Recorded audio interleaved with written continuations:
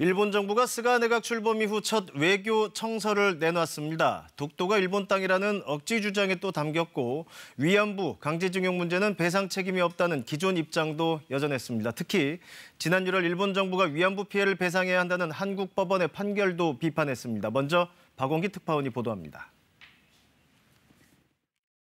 일본 정부가 스가 내각 출범 이후 처음 펴낸 올해 외교 청서에서 독도가 일본의 영토라는 억지 주장을 이어갔습니다.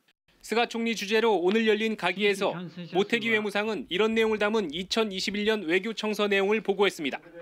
외교 청서엔 우선 한국과의 관계에 대해 중요한 이웃나라라는 표현을 유지하면서도 한국이 일본의 영토인 독도를 불법 점거하고 있다는 억지 주장을 되풀이했습니다. 또 동해 표기에 대해서도 국제적으로 확립된 유일한 호칭이 일본해라는 주장을 이어갔습니다. 이와 함께 일본군 위안부나 강제징용 배상 판결 등에 대해서도 기존 주장을 굽히지 않았습니다. 특히 올해 1월 위안부 피해자에 대한 일본 정부의 배상 책임을 인정한 한국 법원 판결에 대해선 매우 유감이라고 밝혔습니다. 또 판결에 대해 국제법을 위반하고 있다는 기존 입장을 그대로 실었습니다.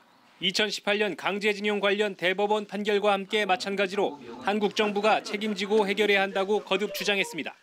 일본은 이 밖에도 이번 외교 청서에 중국의 군사력 확충이나 동중국해, 남중국해에서의 활동을 일본을 포함해 국제안보에 강한 우려 요인이라고 기술했습니다.